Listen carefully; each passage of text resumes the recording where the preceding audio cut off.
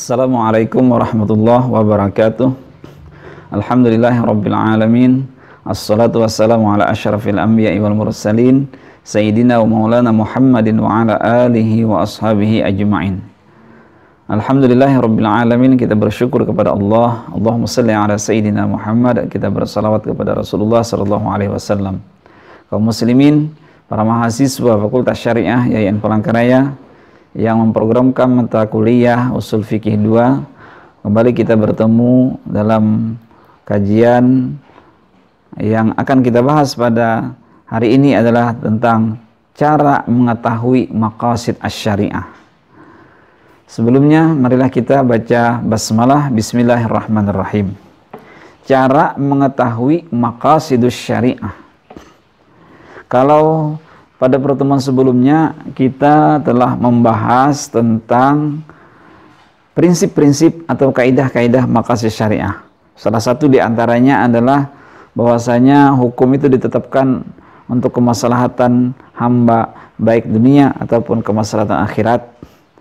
Kemudian tidak ada tujuan oleh Allah Subhanahu wa taala untuk menyulitkan. Begitu juga ketika kita menetapkan hukum juga bukan untuk menyulitkan. Yang keempat, yang selanjutnya diantaranya ya, bahwasanya hukum itu harus ketika ditetapkan harus melihat akibat-akibat dari hukum itu tadi. Apa akibat dari hukum yang kita tetapkan? Nah, kita perlu menetapkan juga mengkaji apa sebab-sebab terjadinya hukum, itu sangat penting. Agar apa? Agar kepala kita tidak kaku, tidak tekstual. Kita perlu berpikir kontekstual. Yang selanjutnya juga ada perbedaan antara maqasid dengan wasilah, tapi di sisi lain juga memang ada wasilah itu menempati hukum maqasid. Lil wasaili hukmul maqasidi. Nah, itu yang sudah kita bahas. Hari ini kita bahas tentang maqasid asy-syariah, tata cara mengetahui maqasid syariah. Yang ada 6 cara untuk mengetahui maqasid asy-syariah. Yang pertama adalah istiqra. Apa itu istiqra? Istiqra itu adalah berpikir induktif.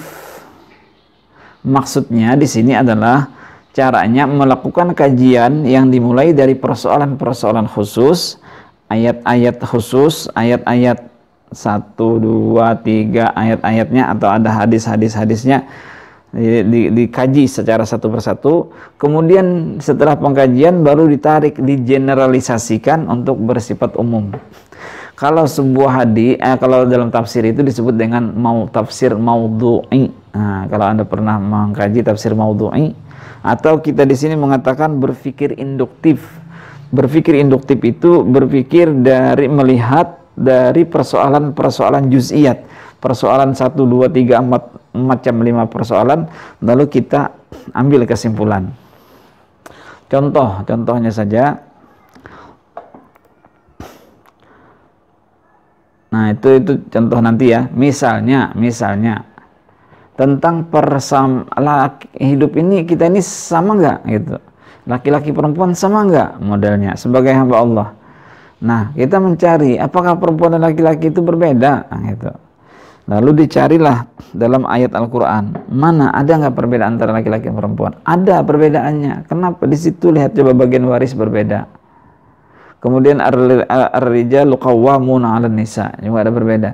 Tapi ada nggak juga persamaannya? Nah, gitu. Oh, ternyata di antara ayat-ayat Allah banyak sekali yang menyatakan bahwasanya laki-laki dan perempuan itu sama. Bukan sama fisiknya enggak gitu, sama hak-haknya. Yang dalam Al-Qur'an misalnya disebutkan ya ayyuhan nas inna khalaqnakum min dzakarin wa untha, laki-laki perempuan, wa ja'alnakum syu'uban wa qabaila, bersuku-suku, berbangsa-bangsa, berkabilah-kabilah, qabaila lita'arafu, untuk saling kenal mengenal, bukan lita'arafu, begitu bukan, atau liya'arafu, bukan, lita'arafu, untuk saling kenal. Jadi menggunakan wazan fa'ala yufa'ilu mufa'alatan. Perempuan berhak mengenal laki-laki, laki-laki berhak mengenal perempuan, begitu modelnya. Ta'arafu. Berarti gini, karena saling berarti punya hak yang sama begitu. Tidak berbeda berarti. Nah, ini salah satu kajian kita menyatakan bahwasanya oh, ini sepertinya Allah menetapkan laki-laki dan perempuan itu memiliki kesamaan. Inna akramakum indallahi atqakum, sesungguhnya paling mulia di antara kamu adalah orang yang paling bertakwa. Nah, kata itu tadi berarti akhirnya yang membedakan antara manusia ini adalah bertakwanya itu tadi, bukan karena jenis kelamin. Nah, ini kan kajian induktif namanya. Lalu satu sudah dapat ayat. Yang kedua lagi, kita cari lagi ayat yang lain. Man 'amila shalihan min dzakarin aw untha wa huwa mu'minun falanuhyihannahu hayatun thayyibah. Barang siapa beramal saleh, baik laki-laki atau perempuan, dan asalkan dalam keadaan beriman, falanuhyihannahu hayatun thayyibah, maka kami berikan kehidupan yang baik kepada mereka. Ini adalah menunjukkan bahwasanya dari ayat ini laki-laki dan perempuan tidak berbeda. Ada lagi ayat-ayat yang lain, ba'duhum min ba'din, banyak kan kita seperti sebagian mereka dengan sebagian yang lain. Nah, berarti tidak membedakan juga jenis kelamin. Yang keempat misalnya tidak itu, ada ayat misalnya berbunyi al-hafizin al-hafizat wal qanitin al-qanitat. Nah, itu kan laki-laki perempuan dan laki-laki, perempuan dan laki-laki. Atau perempuan dengan laki-laki, wal hafizin menjaga faraj mereka, wal hafizat menjaga mereka yang perempuan. Berarti mereka saling bermitra, bergandengan. Nah, dari 4 ayat ini khusus namanya induktif, persoalan-persoalan ayat-ayat hadis tertentu. 1, 2, 3, 4, lalu tes diambil kesimpulan, oh ternyata tidak berbeda laki-laki dan perempuan. Kira-kira jelas ya penjelasan tentang istiqra itu. Nah, sama di sini misalnya tentang kewajiban atau beban hukum pada manusia. Identifikasi terlebih dahulu ayat-ayat yang mungkin masuk ke dalam tema yang dikaji, dan kemudian mengkaji secara satu persatu. Yang akhirnya dari kajian yang dilakukan diperoleh kesimpulan bahwa beban hukum tersebut untuk kebaikan manusia. Kenapa Allah Subhanahu wa taala menetapkan puasa pada kita? Kaji. Identifikasi dulu, cari ayat-ayat yang lain. Cari makna-maknanya yang lain. Kenapa disuruh bersosial, kemudian menyantuni anak yatim dan segalanya, maka kita harus menyantuni anak yatim. Cari. Rasulullah mengatakan bahwasanya orang yang menyantuni anak yatim itu kahataini begini di surga nanti. Nah, dengan Rasulullah mengatakan bahwa 2 jari betapa dekatnya orang yang menyantuni anak yatim itu dengan Rasulullah. Begitu kan? Nah, itu kenapa? Lalu dalam Al-Qur'an kita dilarang memakan harta anak yatim. Innama ya'kuluna amwal yatama zulman, innama ya'kuluna fi butunihim nara. Orang yang memakan harta anak yatim karena zalim sama memasukkan api ke dalam perut mereka.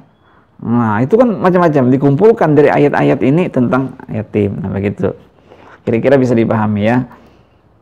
Yang kedua, cara mengetahui maqasid syariah, yang kedua adalah menggali motif illah. Tadi kita yang bahasan yang kemarin juga kita illah, atau waktu kita membahas qiyas dulu di usul fikih 1 itu juga illah. Nah, illah itu adalah motif timbulnya hukum atau sifat yang ada di kasus yang baru ini sama mirip dengan sifat hukum yang ada sudah disebutkan dalam nas. Nah, itu sifat zatnya memabukkan di sini, minum-minuman keras di sini apapun namanya ya. Lalu dilihat di khamar dalam Al-Qur'an sifatnya sama juga punya zat yang memabukkan, potensi untuk memabukkan itu ada. Nah, itu namanya illah. Nah, jadi mengkaji illah pada suatu perintah atau larangan. Kesepakatan ulama seperti illah haramnya khamar adalah adanya zat yang memabukkan. Nah, kita mengkaji kenapa khamar itu diharamkan, begitu. Atau mungkin di tahun 2020 ini masyarakat diminta oleh ulama berdasarkan pengumuman dari pemerintah berdasarkan dari kajian-kajian para ahli dan segalanya, disuruh untuk membatasi diri beraktivitas di luar rumah, bahkan dalam melaksanakan sholat fardu, bahkan sholat Jumat atau sholat tarawih atau apapun berdasarkan dari fatwa MUI itu diganti untuk dilaksanakan di rumah masing-masing. Kenapa MUI menyatakan seperti itu? Cari ilahnya. Oh, misalnya itu sebenarnya ilahnya karena apa? Karena ada terjadinya penyebaran virus corona yang sehingga jika kita masih tetap beraktivitas di luar rumah, maka bisa jadi terpaparnya itu mudah terjangkit dengan virus itu sangat mudah sekali. Nah, ini yang kita hindari, itu ya. Kemudian kita menggali motif ilah yang mansusah yang tertulis dalam Al-Quran secara eksplisit, dan atau ilah mustanbatah. Ilah mansusah itu ilahnya ini sudah tertulis dalam Al-Quran, atau kita mengkaji ilah mustanbatah. Ilah mustanbatah ini ilahnya belum tidak tertulis dalam Al-Quran, tapi perlu diteliti. Nah, jadi menggali ilah yang ada dalam Al-Quran, baik ilah mansusah ataupun ilah mustanbatah. Nah, dari mengetahui ilah ini, maka diketahui juga maqasid syariahnya, gitu. Dengan mengetahui ilah fatwa ulama, misalnya tadi ijma ulama itu, maka diketahui pula maqasid syariahnya. Oh, tujuannya adalah untuk menghindarkan diri dari berbahaya virus misalnya. Nah, kalau dalam Al-Quran ini, misalnya contoh, rusulan mubasyirina wa manzirina li'alla yakuna linnasi 'alallahi hujjah ba'dar rusul. Adanya rasul itu tugasnya adalah untuk memberikan peringatan yang baik atau memberikan kabar yang baik dengan memberikan peringatan tentang jika melanggar aturan-aturan Allah. Supaya apa? Supaya tidak ada hujah bagi manusia nanti ketika menyatakan, oh kami tidak sampai, ya Allah, saya tidak tahu itu, Rasulullah tidak pernah, Rasul, Nabi-Nabi tidak pernah menyampaikan itu. Nggak bisa lagi, karena sudah ada diutus oleh Allah Subhanahu Wa Taala para Rasul ini. Nah, mana ilah mansusahnya? Ilah mansusahnya itu li'alla yakuna linnasi 'alallahi hujjah. Jadi sudah, Allah itu cerdas sekali, cerdas di atas cerdas. Jadi tidak ada ruang kesempatan bagi kita untuk mengakali Allah Subhanahu Wa Taala, apalagi misalnya mencari-cari alasan nanti di akhirat. Enggak, kata Allah, saya sudah mengutus Rasul. Enggak ada, ya Allah, di tempat saya ini Rasul, tapi di tempat kamu ada televisi kan, kata Allah. Seandainya begitu kira-kira. Ada, ya Allah. Nah, di dalam televisi itu kan banyak ceramah-ceramah, termasuk ceramah yang ada di mata kuliah kita hari ini. Nah, jadi tidak ada sama sekali bisa manusia melakukan hujah mengakali Allah Subhanahu Wa Taala karena Rasul sudah diutus. Jadi ilahnya itu adalah li'alla yakuna linnas, itu tadi. Li'alla yakuna linnas. Itu namanya ilah mansusah karena sudah ada tertulis di sini. Nah, ilah mustanbatah itu ilah yang perlu kita kaji lagi, diteliti. Oke ya, kira-kira bisa dipahami. Selanjutnya al-munasabah. Menetapkan ilah hukum melalui semata-mata melihat adanya kesesuaian kandungan sifat hukum, yaitu adanya pencapaian terhadap kemaslahatan dan penolakan kemudaratan. Nah, dalam mengkaji untuk mengetahui maqasid syariah ini, kita mengkaji apa sih maslahatnya, apa sih manfaatnya ditetapkannya hukum ini oleh Allah Subhanahu Wa Taala. Apa manfaatnya ketika orang dalam keadaan musafir, Allah membolehkan orang untuk mengqasar salat. Bahkan puasa pun juga boleh tidak dilakukan hari itu dan diganti untuk hari yang lain karena dia dalam keadaan musafir. Oh, setelah dikaji ternyata itu adalah untuk kemaslahatan. Oh, Allah membolehkan melakukan hal seperti itu adalah untuk kemaslahatan manusia menjaga jiwanya dan segalanya. Nah, disitulah yang disebut dengan kemaslahatan tadi. Jadi ada munasabah itu mencari hubungan dari ditetapkannya hukum itu untuk apanya, untuk hikmahnya apa saja sih, gitu. Ada hubungan di antara ini. Oh, ternyata dilarangnya, misalnya ya, sumpah palsu. Itu karena apa? Karena menimbulkan kemudaratan. Nah, macam-macam. Oh, dilarangnya membunuh sesama manusia. Karena apa? Karena mereka adalah punya hak hidup dan sesama makhluk Tuhan. Nah, membunuh berarti menimbulkan kemudaratan. Nah, ini dari munasabah tadi. Dari munasabah. Maka disitulah diketahui maksud Allah Subhanahu wa taala menetapkan hukum. Oke, kira-kira bisa dipahami ya. Larangan minum khamar sejalan dengan, nah di sini larangan minum khamar sejalan dengan pemeliharaan akal. Ya, kalau khamar dibolehkan gimana akal bisa normal berpikir, gitu. Yang ke selanjutnya as-sibri wa taqsim. As-sibru wa taqsim ya. As-sibru ini bahasa ringkasnya saja sebenarnya kayak gini. As-sibru itu kayaknya mengidentifikasi. Mengidentifikasi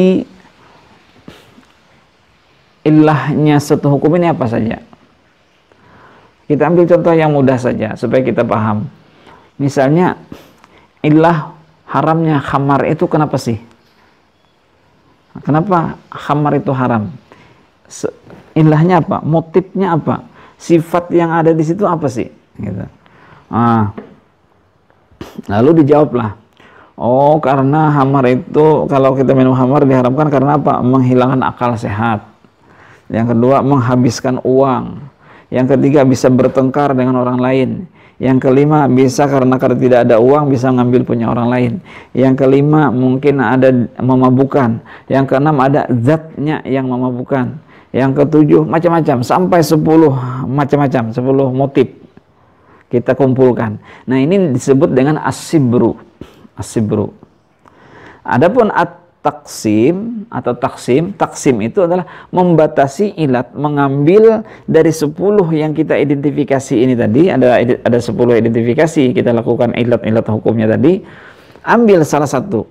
Oh, di antara 10 ilah yang sudah diidentifikasi, ada satu yang melingkupi semuanya, yang mewakili semuanya, yaitu apa? Yaitu adanya zat yang memabukkan.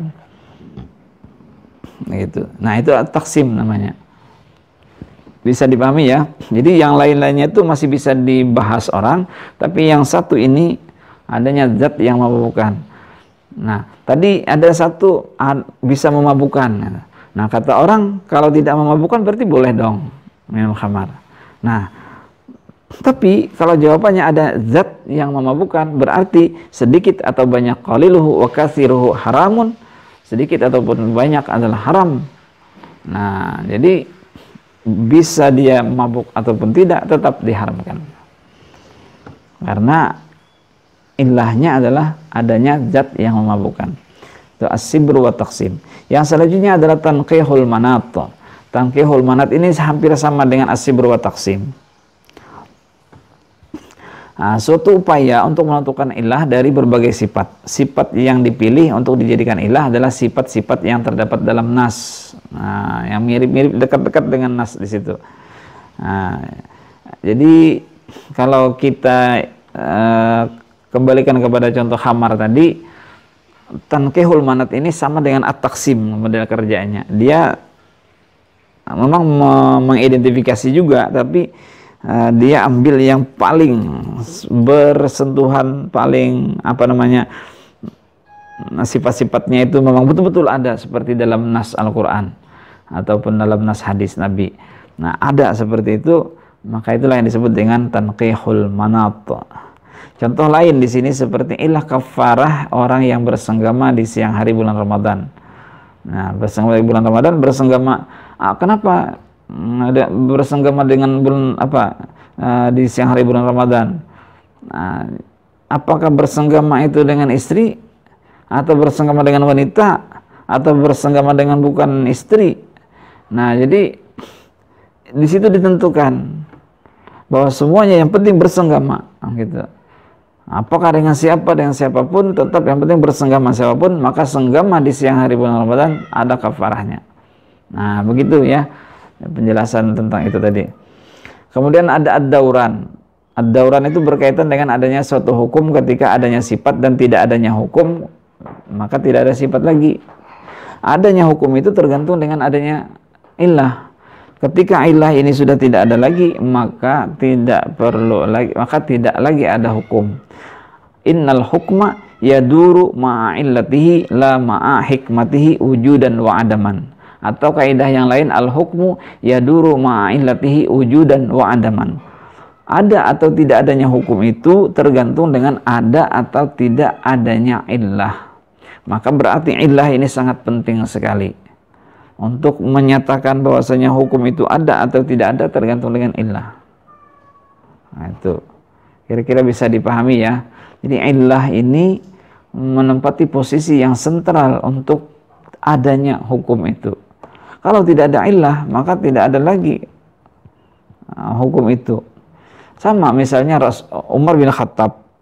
Barangkali Anda masih ingat mata kuliah kita di Ushul Fiqih 1. Dalam salah satu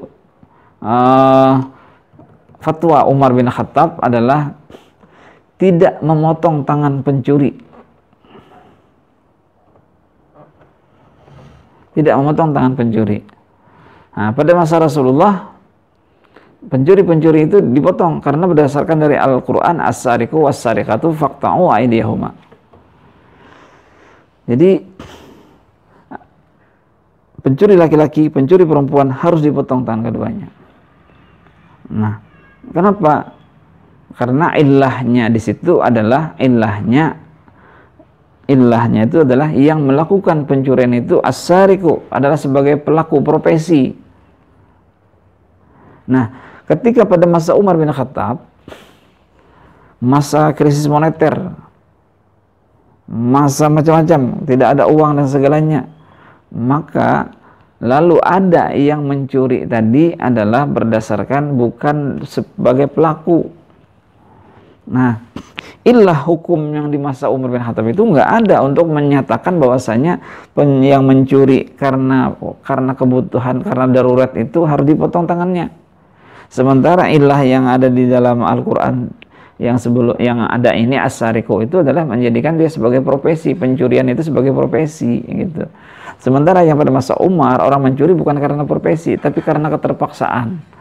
Maka karena ilahnya untuk menyatakan bahwa hukum itu harus dipotong tangannya itu nggak ada. Nah, berarti innal hukma atau al hukmu yaduru ma'a illatihi wujudan wa adam. Adanya hukum itu tergantung dengan ilah. Ada nggak ilahnya? Kalau tidak ada ilah, tidak ada alasan untuk menghukum itu, maka tidak dihukum. Gitu. Kira-kira jelas ya? Itu namanya ad-dauran. Anda ketika mengambil mata kuliah Ushul Fiqih 1, ketika mengkaji tentang ilah, insya Allah ketemu kaidah ini. Al-hukmu yaduru ma'a illatihi wujudan wa adaman. Itu sering disebutkan dalam buku-buku Ushul Fiqih. Yang ketiga, tadi kan itu bagian-bagian yang tadi. Yang ini ketiga, perintah dan larangan yang al-ibtidai dan al-tasrihi. Jadi untuk mengetahui maqasid syariah, maka kita melihat al-ibtida dan al-tasrihi. Al-ibtida itu apa? Kaji dahulu maksud awal dari perintah atau larangan. Jadi al-ibtida itu maksud awalnya. Apa sih awalnya Allah Subhanahu wa taala? Apa sih tujuan awal, tujuan prinsip awal Allah menetapkan hukum ini? Nah, itu apa gitu. Kenapa maksud Allah Subhanahu wa taala memerintahkan Nabi Ibrahim untuk menyembelih anaknya Ismail? Maksud awal Allah Subhanahu wa taala itu apa? Maka kita kaji dulu bagaimana Allah Subhanahu wa taala, awalnya Allah Subhanahu wa taala dari mana? Yaitu kajian historis, kajian sosiologis dan segalanya. Kita mengkaji situasi kondisi pada waktu itu. Melalui apa kita carinya? Melalui sejarah. Nah, setelah mengetahui maksud awal Allah Subhanahu wa taala menetapkan suatu hukum, selanjutnya perintah atau larangan itu memang tasrih, jelaskah atau tidakkah? Nah, itu.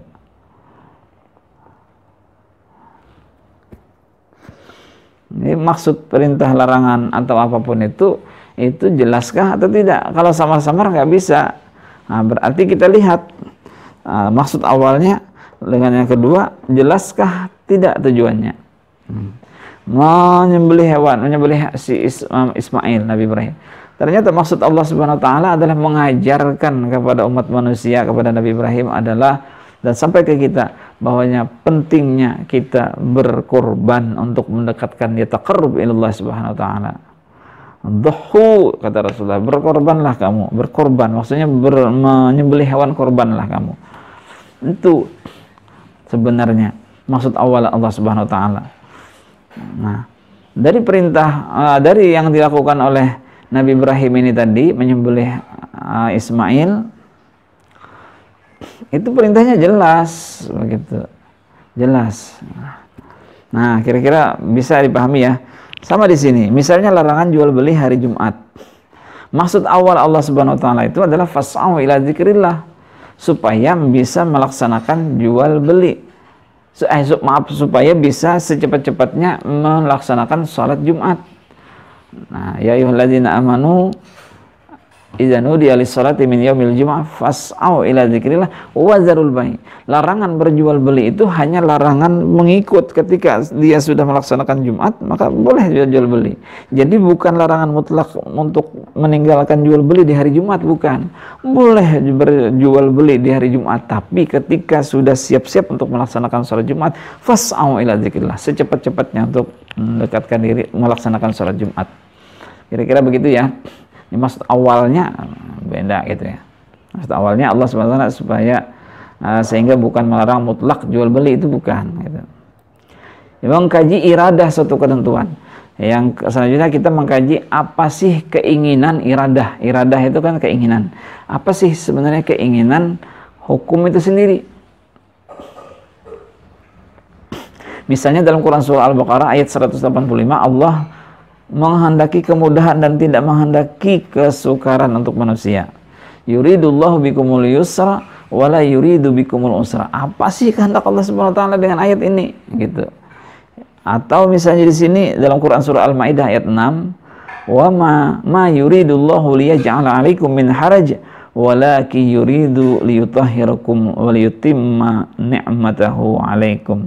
Yang kita ambil di sini ma yuridullahu liyaj'ala 'alaikum min haraj. Sama sekali tidak ada kehendak Allah Subhanahu wa taala membebankan manusia, memberikan kesulitan dalam beragama kepada manusia. Tidak ada sama sekali. Nah, kita memahami apa kehendak Allah Subhanahu wa taala dan hukum itu. Nah, itu aja sebenarnya. Sehingga dengan memahami apa sebenarnya iradah suatu ketentuan dalam ayat Al-Quran itu, maka disitulah kita memahami maqasid asy-syariahnya. Oh, ternyata Allah misalnya mensyariatkan manusia itu supaya berketurunan melalui akad nikah. Ternyata supaya jelas keturunan kita itu. Nah, ada orang yang tidak jelas keturunan. Ya, makanya di akta kelahiran itu, kalau orang barat itu kan menyatakan bahwasanya si A, laki-laki atau perempuan si A ini lahir dari seorang ibu yang bernama sekian. Karena apa? Karena yang pasti itu adalah ibunya. Kalau bapaknya nggak pasti. Nah, lalu orang Islam disyariatkan bahwa melakukan hubungan itu supaya berketurunan harus melalui akad nikah. Supaya apa? Supaya teratur dan diketahui siapa bapaknya, siapa ibunya, siapa dia. Nah, ternyata kan itu bagus. Iradahnya, hukum itu adalah baik begitu. Nah, kemudian yang kelima adalah lafal-lafal yang bermakna kemaslahatan dan kemudaratan. Ada misalnya lafal-lafal al-khair, itu berarti untuk kebaikan kan? Ada asyar, faman ya'mal mithqala dzarratin khairan yarah, berarti kemanfaatan, kemaslahatan. Wa may ya'mal mithqala dzarratin syarran yarah. Misalnya seperti itu. Khairukum anfa'ukum linnas. Nah, itu kan berarti anfa' naf itu bermanfaat. Ad-dar mudarat. Ad-dararu yuzal, kemudaratan itu harus dihilangkan. Al-hasanat, itu adalah kebaikan, berarti baik. Maslahat, sayiat, keburukan, berarti itu keburukan, berarti disebut dengan mudarat, berarti itu disebut dengan bukan manfaat gitu. Al-mahbub, al-makruh, al-urub, dan al-nakar. Nah, ini ada kalimat-kalimat yang sudah lafal-lafal yang mengandung kemaslahatan dan mengandung kemudaratan. Yang keenam, sukutus syar'i, diamnya pembuat hukum. Diamnya pembuat hukum ini bukan berarti tidak ada atau kosongnya hukum sama sekali, melainkan dengan diamnya syari ini menjadi lahan berkreativitas umat manusia untuk menemukan suatu hukum. Jadi begini, banyak persoalan-persoalan sebenarnya yang tanpa disebutkan oleh Allah Subhanahu wa taala secara langsung dalam Al-Qur'an dan hadis. Kita bayangkan Al-Qur'an ini segini. Kalau misalnya Allah Subhanahu wa taala menuliskan semua persoalan, maka bisa jadi kita tidak bisa membayangkan bagaimana tebalnya Al-Qur'an yang kita miliki. Dan mungkin kita hampir sama sekali tidak punya kesempatan untuk memahami yang begini aja, kita sudah tidak mampu memahami semuanya. Nah, lalu pasti ada hukum-hukum yang tidak disebutkan oleh Allah Subhanahu wa taala. Nah, tapi dengan adanya kreativitas manusia berijtihad, kebetulan juga ijtihad yang dilakukan oleh manusia misalnya berkaitan dengan adat istiadat, namun selama tidak bertentangan secara sharih dengan Al-Quran dan hadis, maka berarti bisa dipandang sebagai sejalan dengan Al-Quran dan hadis. Saya ulangi lagi, praktek ini selama tidak bertentangan secara langsung dengan Al-Quran dan hadis, maka berarti bisa jadi dia adalah sejalan dengan Al-Quran dan hadis. Kenapa tidak bertentangan? Ya karena kita lihat dari kaidah-kaidah dasar, kalau kita lihat dari Al-Qur'annya kita tidak ketemu. Ya, tapi kita ada punya prinsip-prinsip seperti yang kita bahas kemarin itu. Nah, disitulah kita mengetahui, walaupun memang tidak ada hukumnya disebutkan dalam Al-Qur'an atau hadis oleh Allah Subhanahu wa taala atau oleh Rasulullah, tetapi praktek yang dilakukan oleh masyarakat kita ini tidak salah, tidak keliru. Banyak sekali. Misalnya kayak perayaan Maulid gitu.